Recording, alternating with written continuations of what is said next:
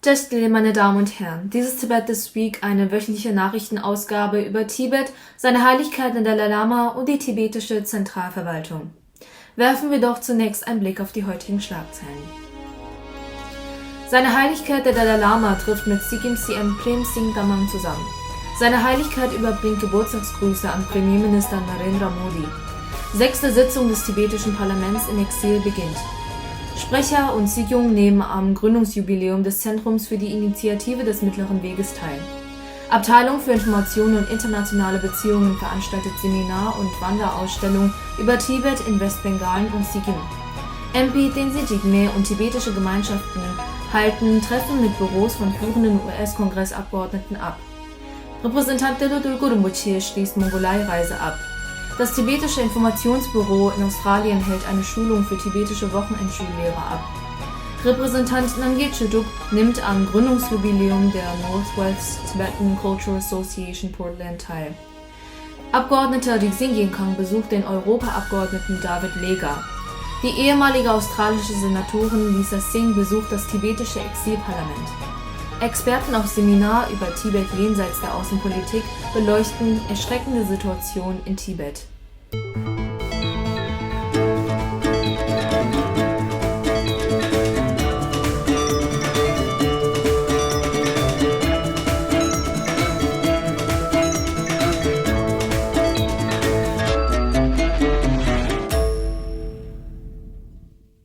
Am Donnerstag dieser Woche gewährte seine Heiligkeit der Dalai Lama dem Ministerpräsidenten von Sikkim Shri Prem Singh Tamang und einer Gruppe von Ministern aus seinem Kabinett eine Audienz in seiner Residenz. Ministerpräsident Tamang schrieb später auf seiner Facebook-Seite, er sei seiner Heiligkeit zutiefst dankbar, dass sie die Einladung der Regierung von Sikkim zu einem Besuch in der 2. Oktoberwoche angenommen habe. Der CM sagte auch, dass das Volk von Sikkim seinem Besuch entgegensehe und mit dem Volk von Sikkim zusammenstehe, um seine Heiligkeit herzlich willkommen zu heißen. Am Sonntag vergangener Woche sandte seine Heiligkeit der Dalai Lama dem indischen Premierminister Narendra Modi Grüße zu seinem 73. Geburtstag. In dem Brief lobte seine Heiligkeit den Erfolg der indischen G20-Präsidentschaft, die in dem Gipfel zum Thema Vasudhaiv Kudambakam, eine Erde, eine Familie, eine Zukunft gipfelte, das seine Heiligkeit als ein Thema bezeichnete, das stark mit dem Glauben an die Einheit der Menschheit übereinstimme. Seine Heiligkeit lobte Indiens wachsendes Ansehen auf der internationalen Bühne und seine wissenschaftlichen und technologischen Fähigkeiten und wünsche dem Premierminister gute Gesundheit und Erfolg bei der Erfüllung der Hoffnungen und Bestrebungen seines indischen Volkes. Am Dienstag dieser Woche begann das 17. tibetische Exilparlament seine 6. Sitzungsperiode mit einer 7-Punkte-Resolution zur Solidarität mit Tibetern in Tibet. Die Sitzungsperiode ist vom 19. bis 28. September angesetzt. In seiner Eröffnungsrede informierte der Parlamentspräsident das Haus über die Aktivitäten des tibetischen Exilparlaments, darunter die regelmäßigen Besuche der Parlamentarier in tibetischen Siedlungen und Gemeinden und die 3 Runden der strategischen Treffen des tibetischen Parlaments, die Programme des Parlaments zur Unterstützung Tibets in verschiedenen indischen Bundesstaaten usw. In seiner Rede über die düstere Lage in Tibet informierte der Parlamentspräsident das Haus über die offizielle Solidaritätsresolution, die Ehrung von Nachrufen und berichtete über die Arbeit des Ausschusses zur Überprüfung der Geschäftsordnung. Der Sprecher beendete seine Ansprache mit einem Aufruf zur Einheit unter den Tibetern und zu koordinierten Anstrengungen aller, um den sino-tibetischen Konflikt zu lösen. Die Sitzung wurde fortgesetzt, als Sikyung Bemba Tsering, der amtierende Galön des Ministeriums für Religion und Kultur, den Jahresbericht von 2022 bis 2023 des Hauptbüros des Ministeriums und der ihm unterstellten Institutionen vorstellte. Es wurde ein Antrag auf Aussprache über den Kurzbericht des Ministeriums und dessen Überprüfung durch den Ständigen Ausschuss gestellt, woraufhin Sikyung Bemba Tsering, der amtierende Galön des Ministeriums für Religion und Kultur, die Klarstellung des Gascha vorstellte.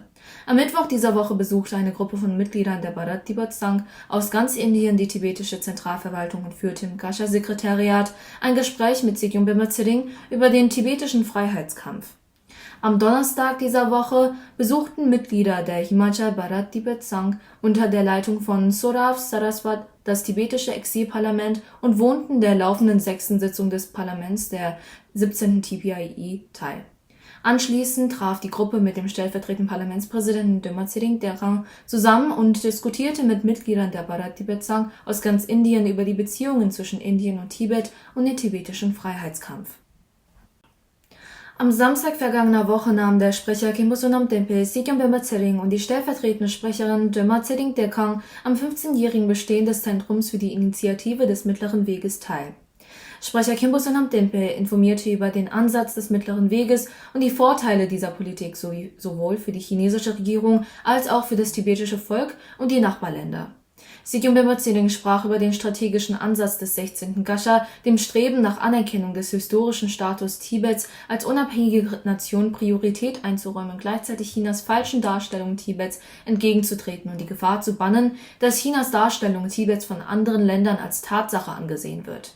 Der Hauptgast, der ehemalige Galuntipa-Professor Samdong Rinpoche, betonte in seiner Ansprache, dass der Ansatz des Mittleren Weges die einzige Lösung für eine friedliche Lösung des chinesisch-tibetischen Konflikts sei und dass alle Beteiligten einschließlich der Öffentlichkeit im Rahmen ihrer Möglichkeiten Verantwortung übernehmen müssten. An der Veranstaltung nahmen ehemalige und gegenwärtige Mitglieder des Exilparlaments, der Sekretär des Büros Seiner Heiligkeit des Dalai Lama, der tibetische Siedlungsbeauftragte von Dharamsala, Vertreter der tibetischen Gebietskörperschaften, Mitglieder des Zentrums für die Initiative des Mittleren Weges und die Öffentlichkeit teil. Die UNO, die EU und das Menschenrechtsreferat begannen zusammen mit dem Tibet-Museum, der Abteilung für Information und internationale Beziehungen DIIR, der tibetischen Zentralverwaltung CTA, ihre 11-tägige Vortragsreise mit einer Ausstellung über die indisch-tibetischen Beziehungen in den 4 Städten Kolkata, Siliguri, Darjeeling und Kangdo in den Bundesstaaten Westbengalen und Sikkim. Über 40 Studenten und Dozenten des Sanskrit College und der Universität nahmen an dem Seminar teil.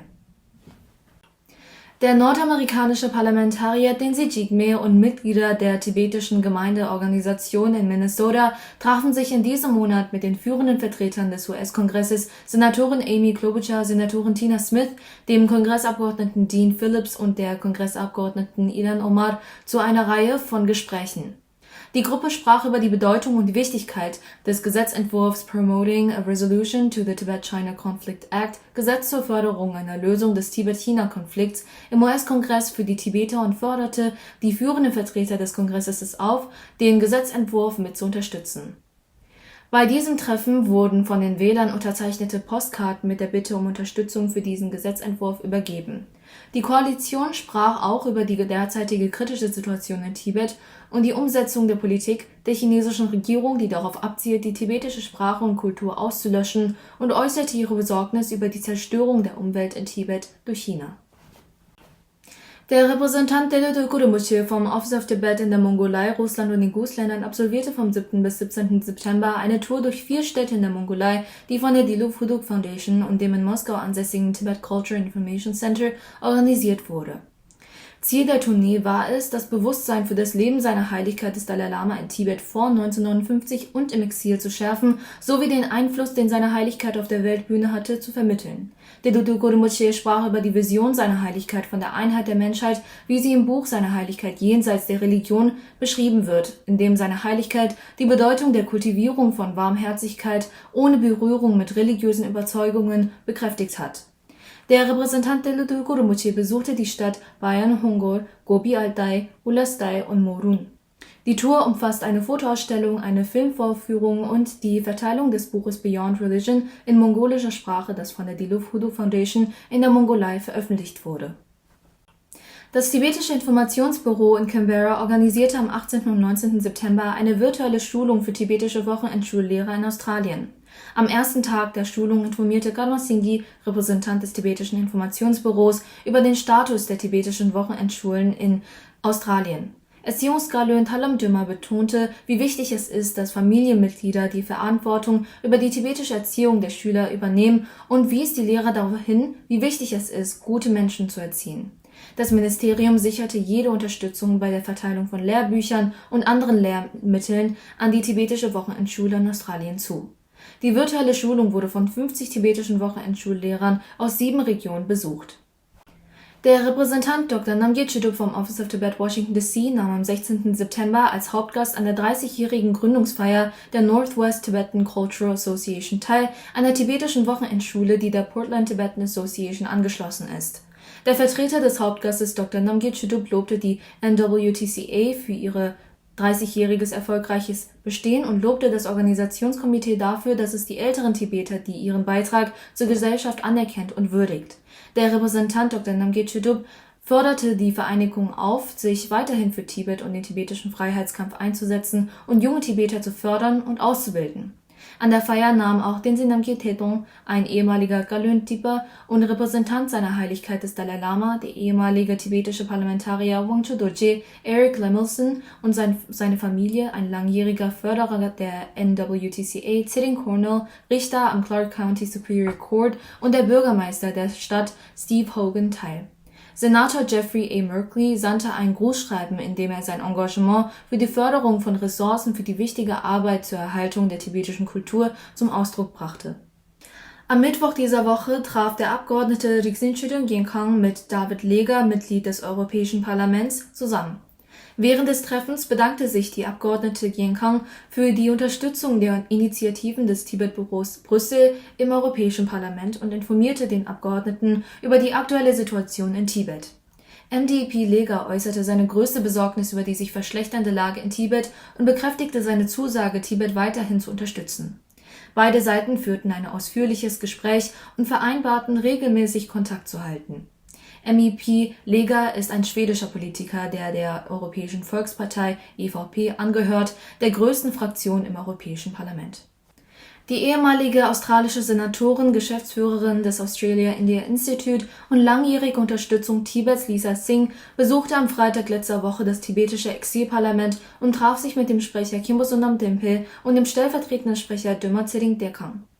Die ehemalige australische Senatorin traf auch mit Sikyum Bemba Tsering in dessen Kasha-Büro zusammen, gefolgt von einem Treffen mit Galeno Sindema von der Abteilung für Information und internationale Beziehungen der CTA.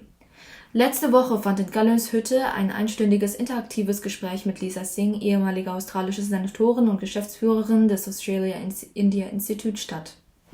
Das India-Tibet Coordination Office ITCO Neu-Delhi und das Center of Excellence for Himalayan Studies Shiv Nadar Institute of Eminence, Shiv Nadar University, Greater Noida, veranstalteten am 13. September gemeinsam ein Seminar mit dem Titel Tibet Beyond Foreign Policy auf dem Campus.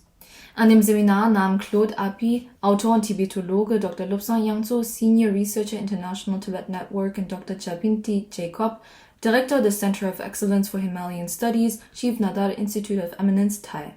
Thupten Rinzin, Koordinator von ITCO Neu-Delhi, betonte die dringende Notwendigkeit, die tibetische Situation zu verstehen und die tibetische Sache zu unterstützen.